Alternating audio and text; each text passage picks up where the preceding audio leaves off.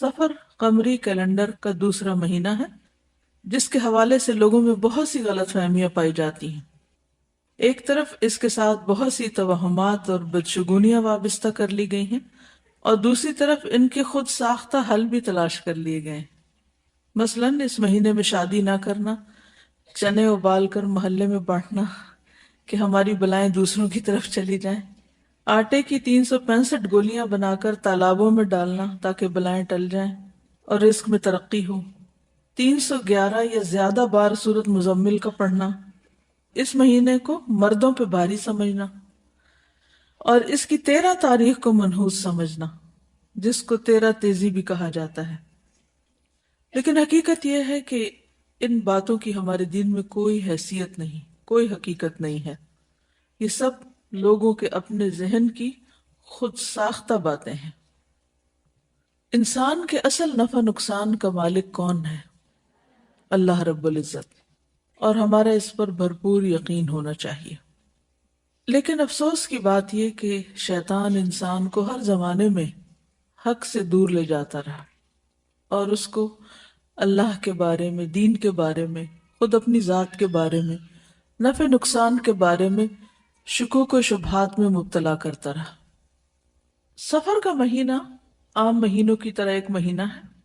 اس میں رسول اللہ صلی اللہ علیہ وسلم نے معمول کی عبادت کے علاوہ نہ کوئی خاص عبادت کی ہے، نہ ہمیں اس کا حکم دیا ہے، اور نہ ہی آپ نے کسی خاص بلا سے بچنے کے لیے خبردار کیا ہے۔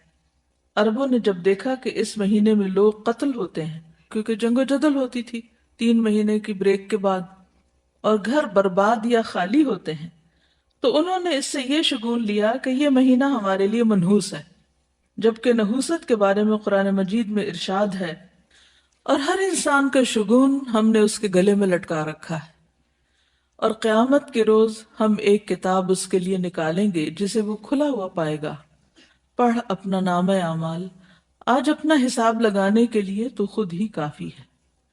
یہ آیت واضح کرتی ہے کہ انسان کی نحوست کا تعلق اس کے اپنے عمل سے ہے، جبکہ عموماً وہ یہ سمجھتا ہے کہ نحوست کہیں باہر سے آتی ہے۔ چنانچہ وہ کبھی کسی انسان کو، کبھی کسی جانور کو، کبھی کسی عدد کو، اور کبھی کسی مہینے کو منحوس قرار دینے لگتا ہے۔ اسلام میں کوئی دن، جگہ یا انسان منحوس نہیں، بلکہ دراصل وہ انسان کا اپنا طرز عمل، رویہ، اخلاق اور طریقہ ہوتا ہے جو اس کے لیے مختلف آزمائشوں کا سبب بن جاتا ہے۔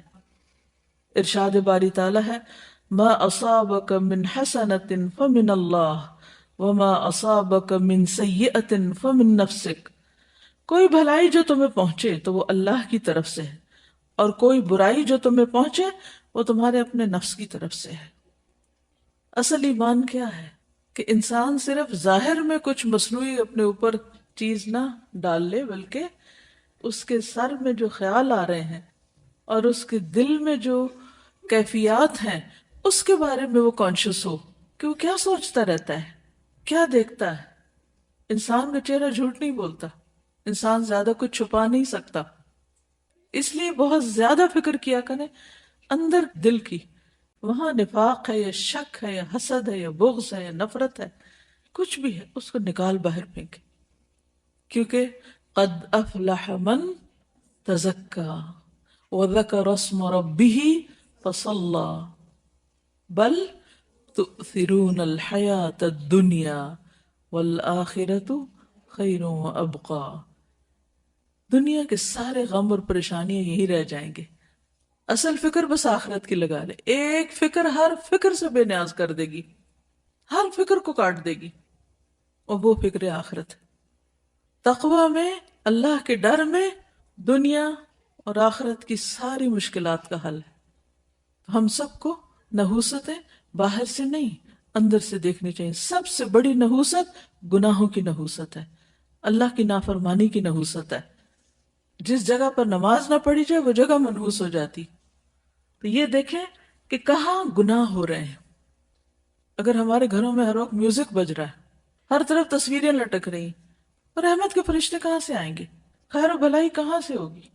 اگر رشوت کا مال آ رہا ہے، سود کا مال آ رہا ہے، حرام مال آ رہا ہے، کسی یتیم کی غصب کی زمین پہ گھر بنا کے رہ رہے ہیں، رحمتیں کہاں سے برسیں گی؟ نحوست تو یہ ہے، ان خرابیوں کی نحوست ہے، ان حرام کاریوں کی نحوست ہے جس کو ہم نہیں سمجھ پاتے، اور ہم بلیم کرتے ہیں دوسروں کو، اس نے نظر لگا دی، اس کا قدم ایسا پڑ گیا، فلاں کی وجہ سے مصیبت آ گئی۔ مصیبتیں اندر سے اٹھتی ہیں، ان کی فکر کرنے کی ضرورت ہے، ہر گندگی کو اپنے اندر سے نکالنے کی ضرورت ہے، چاہے وہ شرک کی گندگی ہو، جو قرآن مجید میں آتا ہے نا فَاجْتَنِبُوا الرِّجْسَ مِنَ الْأَوْثَانِ، بتوں کی گندگی سے بچو۔ اگر گھر میں بت رکھے ہوئے ہم نے تو نحوست تو آئے گی، رحمت کہاں سے آئے گی؟ ایسا شخص جو برا شگون لے، اس کے بارے میں آپ نے فرمایا جو شخص کسی سے بدفعلی پکڑ کر اپنے مقصد سے لوٹ آیا اس نے شرک کیا۔ صحابہ کرام نے پوچھا اللہ کے رسول صلی اللہ علیہ وسلم اس کا کفارہ کیا ہوگا؟ فرمایا وہ کہے اللہم لا خیر الا خیرک ولا طیر الا طیرک ولا الہ غیرک، اے اللہ تیری دی ہوئی بھلائی کے سوا کوئی بھلائی نہیں، اور تیری فعل کے سوا کوئی فعل نہیں، اور تیرے علاوہ کوئی معبود نہیں۔ اب یہ شرک کیسے ہوتا ہے؟ مثال کے طور پر ایک شخص گھر سے نکلا، کالی بلی راستہ کاٹ گئی تو اس نے اسے منحوس سمجھا اور وہ گھر واپس آ گیا، کام کے لیے گیا ہی نہیں۔ اسی طرح آنکھ پھڑکنے سے خوف زدہ ہو جانا، یا ہاتھ میں کھجلی ہونے سے امید لگا بیٹھنا کہ آج مال ملے گا، یا جوتے پہ جوتا آ گیا تو سفر پیش آئے گا۔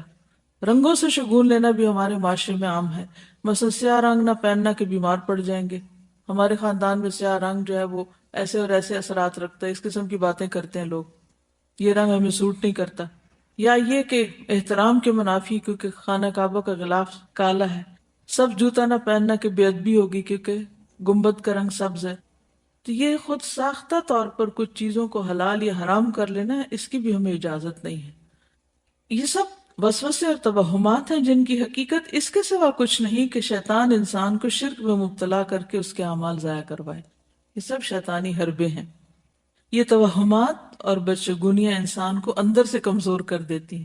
انسان پھر کون سا کام کر پائے گا کہ اگر ہر چیز کے ساتھ اس نے کوئی نہ کوئی فکر باندھی ہوئی یا کوئی وہم کرتا ہے۔ اس کے برعکس اللہ کی ذات پر ایمان اور توکل انسان کو جرت، بہادری اور اعتماد دیتا ہے، اسے جینے کا ڈھنگ سکھاتا ہے۔ چنانچہ ایسے کسی بھی خیال کو دل سے نکال کر اللہ پر توکل کرتے ہوئے اپنا کام جاری رکھنا چاہیے۔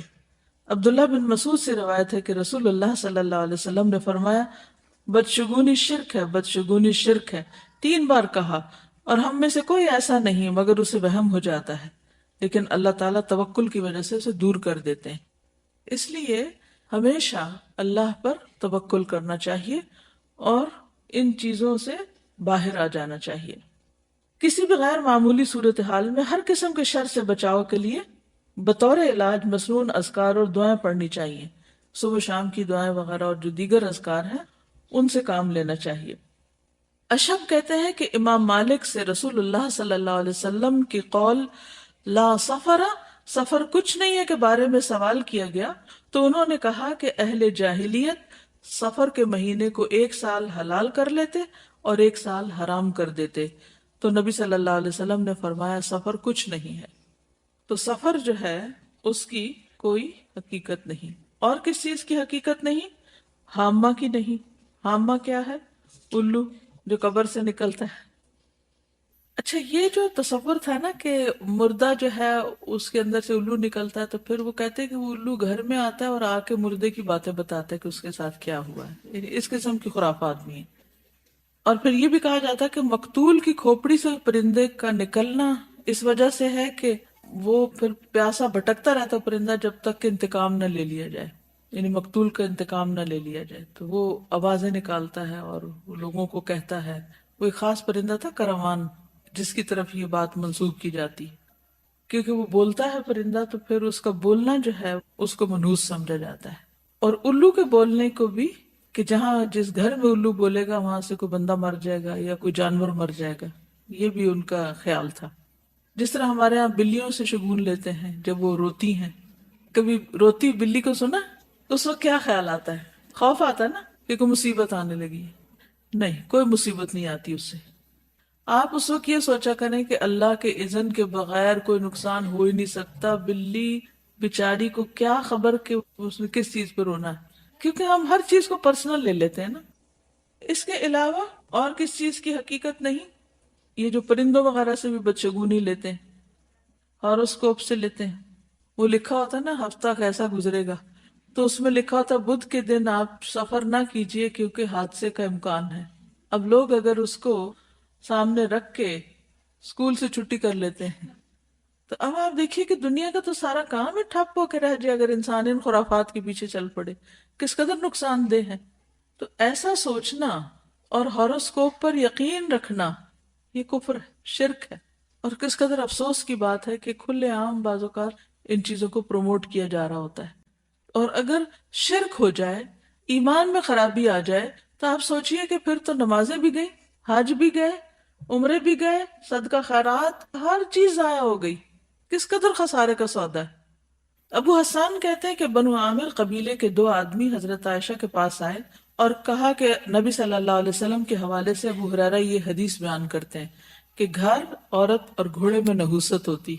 حضرت عائشہ غصے میں آ گئی، فرمایا اس ذات کی قسم جس نے محمد صلی اللہ علیہ وسلم پر فرقان نازل کیا ہے، رسول اللہ صلی اللہ علیہ وسلم نے ایسی بات نہیں فرمائی، آپ نے تو فرمایا تھا کہ جاہلیت والے ان چیزوں سے برا شگون لیتے تھے، یعنی دور جاہلیت میں ان 3 چیزوں کو منحوس سمجھا جاتا تھا، کیونکہ آپ نے تو یہ فرمایا نا کہ کوئی بیماری لا ادوا، یعنی کوئی بیماری متعدی نہیں، نہ برے شگون کی کوئی حقیقت ہے، اور نظر لگنا برحق ہے، نظر لگتی ہے، یہ آپ نے خود فرمایا۔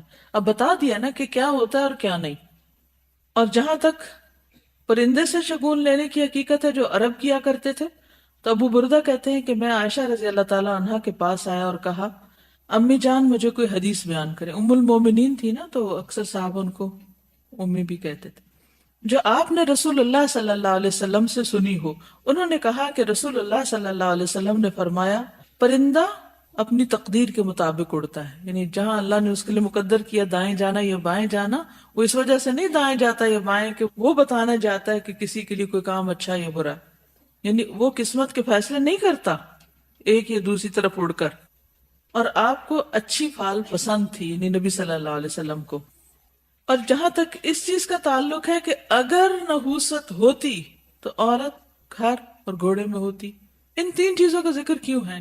بیوی، گھر اور سواری کا، کیونکہ یہ ہر ایک کی ضرورت ہے، اور عام طور پر انسان کا ان چیزوں سے واسطہ پڑتا ہے۔ گھر میں وہ رہتا ہے، ساتھ اس کا کمپینین، اور پھر باہر نکلے تو سواری۔ تو امام نووی نے مسلم کی شرح میں لکھا ہے کہ گھر کی نحوست سے مراد اس کا تنگ ہونا، برے پڑوسی اور ان کی اذیتیں ہیں۔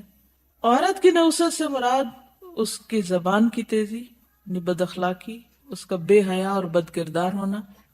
گھوڑے کی نحوست سے مراد اس کا سواری کے قابل نہ ہونا، یعنی اس پہ کوئی سواری نہ کر سکے۔ بعض گھوڑے اکڑتے ہیں نا، اگر آپ اس پہ سوار ہوں تو وہ اگلے ٹانگیں اٹھا دیتے۔ جہاد کے لیے استعمال نہ ہونا، یعنی نیکی کے کام میں سواری کا استعمال نہ ہونا، یہ نحوست ہے۔ اور یہ بھی کہا گیا کہ قیمت زیادہ مگر استعمال کم۔ اسی طرح کوئی کام انسان کرنے کو نکلا ہے اور اس کام میں اس کے آخرت کے درجے بہت بلند ہونے تھے، لیکن اس نے کوئی ایسی چیز دیکھی کہ جس کی وجہ سے وہ پیچھے ہٹ گیا، تو اس نے ایک اپرچونٹی کھو دی۔ تو یہ جو اپرچونٹیز ہم کو ملتی ہیں یا مواقع زندگی میں ملتے ہیں، ان مواقع کو توہمات کی وجہ سے نہیں کھونا چاہیے۔ اس سے انسان دنیا اور آخرت دونوں کا نقصان کرتا ہے۔ اور بہت سی کامیابیاں رسک، خطرات کے ساتھ وابستہ ہوتی ہیں، رسک پر مبنی ہوتی ہیں۔ اونچا اڑنے کے لیے رسک لینا پڑتا ہے، دل میں خوف رہتا ہے، یہ خوف نہیں رہنا چاہیے۔ اللہ تعالیٰ ہم کو خوف سے ہی تو نکالنا چاہتا ہے، یہی تو اصل مقصد ہے۔ اسی طرح عمران بن حسین نے ایک آدمی کے بازو میں پیتل کا چھلا دیکھا، پوچھا یہ کیا ہے؟ اس نے کہا یہ کمزوری کی وجہ سے ہے۔ انہوں نے کہا اگر اس کو پہنے ہوئے تجھے موت آ گئی تو تجھے اسی کے سپرد کر دیا جائے گا۔ رسول اللہ صلی اللہ علیہ وسلم نے فرمایا جس نے برا شگون لیا یا اس کے لیے برا شگون لیا گیا، جس نے کہانت کی یا اس کے لیے کہانت کی گئی، یعنی خود پوچھا یا جا کے کسی اور سے پوچھ کے آئے اس کے لیے، جس نے جادو کیا یا جس کے لیے جادو کیا گیا، وہ ہم میں سے نہیں، یعنی خود اپنے لیے کرے یا کسی اور کے لیے کرے یا کوئی کسی کے لیے جا کے کروائے، کوئی بھی صورت اس میں سے جائز نہیں۔ نبی صلی اللہ علیہ وسلم نے فرمایا میری امت کے 70,000 لوگ بغیر حساب کے جنت میں داخل ہوں گے. یہ وہ لوگ ہوں گے جو جھاڑ پھونک نہیں کراتے، بدشگونی نہیں لیتے اور اپنے رب پر بھروسہ کرتے، یعنی توکل کرتے ہیں. اب بات یہ ہے کہ بدشگونی تو کوئی چیز نہیں، لیکن اچھا شگون لے سکتے ہیں. برا شگون نہیں لینا چاہیے لیکن اچھا لینا چاہیے. وہ کیسے؟ ابو ہریرہ سے روایت ہے رسول اللہ صلی اللہ علیہ وسلم نے فرمایا کوئی بیماری متعدی نہیں، نہ فعل بد کوئی چیز ہے، البتہ مجھے نیک فعل پسند ہے. یعنی شہر کا نام اچھا ہونا، انسان کا نام، کسی چیز کا نام، اچھی بات منہ سے نکالنا. یعنی کہتے نا منہ سے بری بات نہ نکالو، اچھی بات نکالو. یہ اچھا شگون، یہ اچھی فعل. تو منفی سوچ جو ہے یہ انسان کی دشمن ہے. سوچ مثبت کر لیں، اپنا لینس چینج کر لیں. اچھا شگون کیسے؟ نبی صلی اللہ علیہ وسلم کسی بھی چیز سے اچھی فعل لیتے تھے لیکن بدشگونی نہیں لیتے تھے، اور آپ کو اچھا نام پسند آتا تھا. یعنی اگر کسی کے نام کا مطلب اچھا ہو، یا جیسے کسی گلی کا، اسٹریٹ کا، علاقے کا، تو اس کو پسند کرتے تھے. جیسے اسلام آباد از اسلام آباد، یہ اچھا شگون ہے. دنیا میں کوئی شہر، کوئی ملک اس نام سے اس طرح کہ جہاں اسلام آباد ہو. اصل بات یہ ہے کہ انسان کو اللہ پہ بھروسہ کرنا چاہیے. قُل لَن يُصِيبَنَا إِلَّا مَا كَتَبَ اللَّهُ لَنَا. جب کوئی نقصان پہنچے، بعض لوگ استخارہ کرتے ہیں، اس وقت اطمینان ہوتا ہے، وہ کام کر لیتے ہیں، پھر کچھ عرصے کے بعد اسی کام میں کوئی نقصان بھی ہو جاتا ہے، تو پھر کہتے ہیں ہم نے تو استخارہ کیا تھا اور بڑا اچھا تھا، لیکن اب یہ میرے ساتھ ایسا کیوں ہو گیا. تو بات یہ ہے کہ اللہ کا فیصلہ ہے، جب جو چاہے کرے. کیا کہنا چاہیے؟ قل. جب کوئی تکلیف آ جائے، نقصان ہو جائے، تو استخارے کو نہیں بلیم کرنا چاہیے، اور نہ اس کی میننگ کو، نہ کسی خواب کو، اور نہ اللہ کے فیصلے کو. کہو لن یصیبنا الا ما کتب اللہ لنا، کہ یہ تکلیف ہمارے لیے لکھی ہوئی تھی، یہ ہماری تقدیر کا حصہ تھی، کہ ہمیں ہرگز کوئی بھلائی یا برائی نہیں پہنچتی مگر وہ جو اللہ نے ہمارے لیے لکھ لی. وہی ہمارا مولا ہے، اور ایمان والوں کو اللہ پر توکل کرنا چاہیے. اسی طرح آج کل ایک اور چیز کا بہت رواج ہے جو بہت عام ہوتی جا رہی ہے، اس کے بارے میں آپ کو آگاہ کرنا ہے. ایول آئی کے بارے میں. اس کے پیچھے بلیف کیا ہے ان لوگوں کا کہ اس سے بری قسمت سے چھٹکارا ہوتا ہے. نہیں، اگر وہ ون آئی لٹکائی بھی ہے، کہیں رکھی بھی ہے، اور ہم دوسروں کی نظر سے بچ سکتے ہیں. ایول آئی سے بچنے کے لیے اسے گلے میں لٹکا کے رکھتے ہیں. بعض لوگ چھری رکھتے ہیں بچوں کے سرہانے، نیو بورن کے ساتھ، کہ پھر ان کو نظر نہیں لگے گی. تو ایسی کوئی چیز گلے میں لٹکانا یا پہننا یا گھر میں لٹکانا، یہ بھی شرک میں آ جاتا ہے. اس سے بھی بچنا چاہیے. تو اصل بات کیا ہے؟ میسج کیا ہے؟ میسج یہ ہے کہ انسان کو اللہ پر بھروسہ کرنا چاہیے، اللہ پر توکل کرنا چاہیے. جب کوئی تکلیف آئے تو کیا پڑھنا چاہیے؟ حسبنا اللہ و نعم الوکیل. جب کوئی خوف آئے، جب ڈر لگے، جب سمجھے کہ ناکام نہ ہو جائے کہیں، اور پھر یہ دعا کہ حسبی اللہ لا الہ الا هو علیہ توکلت وہو رب العرش العظیم. حضرت مغیرہ نے معاویہ بن ابی سفیان کو لکھا کہ رسول اللہ صلی اللہ علیہ وسلم ہر نماز کے بعد جب سلام پھیرتے تو یہ دعا پڑھتے تھے: لا الہ الا اللہ وحدہ لا شریک لہ، لہ الملک ولہ الحمد وہو علی کل شیء قدیر، اللہم لا مانع لما اعطیت ولا معطی لما منعت ولا ينفع ذا الجد منک الجد. اللہ کے سوا کوئی معبود نہیں، وہ اکیلا ہے، اس کا کوئی شریک نہیں، تمام بادشاہت اسی کے لیے ہے اور تمام تعریف اسی کے لیے ہے، وہ ہر چیز پر قدرت رکھنے والا ہے. اے اللہ، نہیں کوئی روک سکتا جو آپ عطا کرنا چاہیں، اور کوئی دے نہیں سکتا جو آپ نہ دینا چاہیں، اور نہیں فائدہ دے سکتی کسی بزرگی والے کو اس کی بزرگی. جو بندہ ہر نماز کے بعد یہ پڑھ رہا ہو تو وہ توہمات کا شکار نہیں ہوتا. تو اصل بات کیا ہے جو نبی صلی اللہ علیہ وسلم نے اس صحابی کو فرمائی تھی نا، کہ دیکھو سارے لوگ مل کر اگر تمہیں کوئی نفع دینا چاہیں، کوئی نفع نہیں دے سکتا جب تک اللہ نہ چاہے، اور سب مل کر اگر تمہیں کوئی نقصان پہنچانا چاہے، کوئی نقصان نہیں دے سکتا جب تک اللہ نہ چاہے. قلم رکھ دیے گئے اور سیاہی خشک ہو گئی. اصل فیصلہ یہی ہے. تو اصل نفع اور نقصان اللہ کے ہاتھ میں ہے. یہی چیز انسان کی توحید کو پختہ کرتی ہے. علیہ توکلت و الیہ انیب. سبحانک اللہم و بحمدک نشہد ان لا الہ الا انت نستغفرک و نتوب الیک